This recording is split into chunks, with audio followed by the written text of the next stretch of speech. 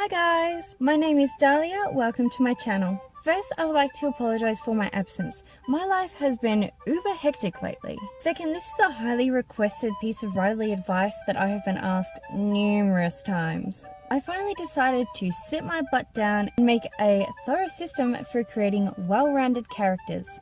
Though this series will be detailed, it is certainly not exhaustive, and it is also completely open to interpretation. This series has 12 parts, which includes personal information, physical features, family and friends, relationships and sex, personality, MBTI, archetype, education and occupation, weaknesses and strengths, flaws and skills, story involvement, and views or character's voice. Over the next week or two, this whole series will be available for download from my website.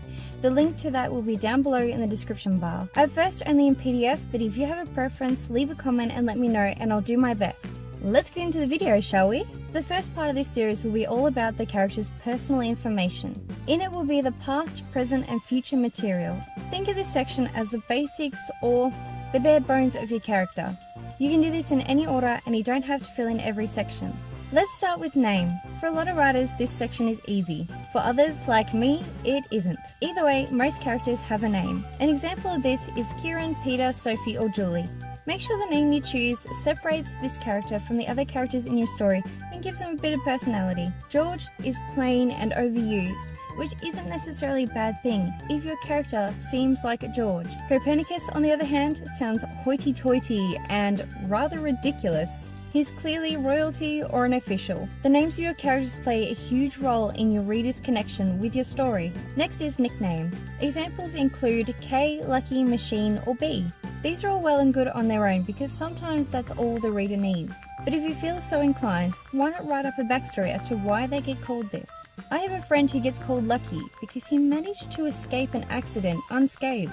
If you want to provide some more information on your character, give them a middle and a last name. A lot of authors leave this out because it isn't always relevant, but it is good for you to know to give the character depth and a family to belong to. Examples include Joe, Grace, Petrikov, and Smith. Now that the character has a theoretical birth certificate, we need a few details about their past. Knowing a character's hometown, the one they grew up in, gives your reader and you an idea of their behaviours. All you need is a name, real or not, and a basic rundown of what it was like.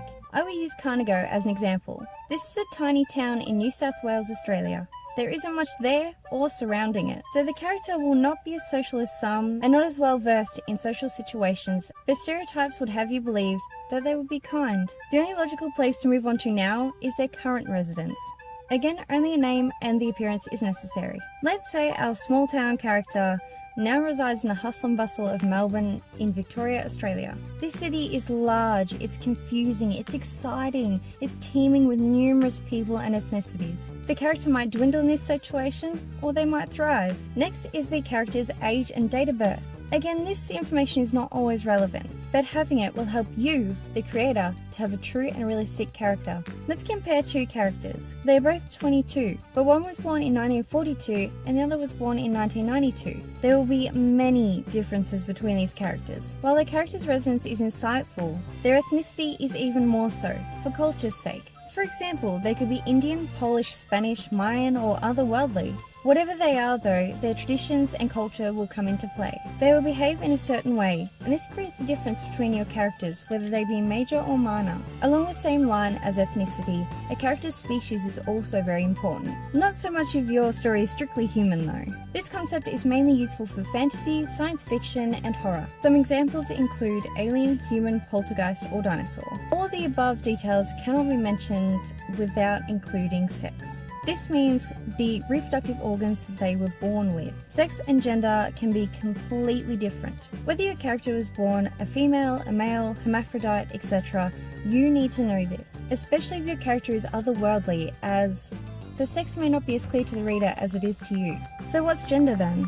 Gender is what the character identifies as. There are so many variations and I won't list them here, but here are some common examples. He, him, they, them, and her, she. When using such a character in your story, remember to keep it respectful. Asking someone who identifies as something other than what they were physically born with is a great way to gather information on such a character. Now, in terms of sexuality, the aforementioned advice is very relevant. Make sure you write respectfully and seek the correct information. Asking someone whose sexuality differs from yours makes writing a true character a lot easier. Some examples include, but are not limited to, homosexuality, heterosexuality, demisexuality, polysexuality, and pansexuality. Moving away from strict personal information, let's talk about the character's diet. You might be asking yourself, Dahlia, what does this matter? If your character is gluten or lactose intolerant, vegan, mostly carnivoric, and they want to eat something during the story, you want to make it authentic. Someone who is gluten intolerant will stay away from breads, pasta, and a hell of a lot of other things. But your character might also be able to eat anything and never have an issue. Whatever the case may be, the more a writer knows about their characters, the more they'll be able to write freely and confidently. Speaking of knowing your characters, what habits do they have? This could include picking their nails, it could include eating mashed potato with a fork, or furrowing their brows when questioned. Habits are something that your character does out of habit and or regularly. Now, for a challenge, why not throw in your character's involvement in any organisations? This means something along the lines of rebel forces in a dystopian world, not-for-profit opportunity shop, or a food drive, and absolutely everything in between. Does your character fight for something or help someone through activism? This shows what kind of crowd your character abides in. Something that I've oftentimes overlooked is a character's mode of transport. This is kind of necessary if you want your character to leave the place that your book started in, and it could be anything. A Hummer, an alien spaceship, the public bus, or their own 2 feet. Your answer for this could be detailed, or it could be simple. It all depends on the importance of it in the story. Which brings me to the next point, physical health. This could be a determining factor for what mode of transport your character uses. If your character is overweight and runs out of breath quite quickly while walking, they probably have a car, or they take the bus. In my work in progress, my protagonist is physically handicapped. She becomes paralyzed after being injected with life-changing serum that does not match her DNA structure. Then she has to be pushed everywhere in a wheelchair while she learns to control her supernatural ability. In the meantime, she is super vulnerable and completely dependent on others. And last, but certainly not least, how will your character die? Some examples are cancer from tobacco, being stabbed by a dog-eating crab, or falling off a tree stand. Knowing this about your character makes a leader much easier to manage, especially for a major character.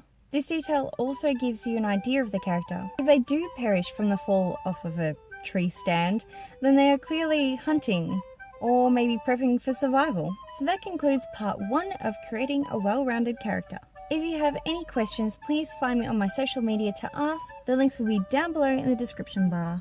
For those of you that are interested, you can still read the first chapters of 2 of my novels on my website. The link will be up above and down below in the description bar. Remember to like, share, comment and subscribe if you like this video and you want to see more. Thank you for joining me for today, and I'll see you next Friday. Bye!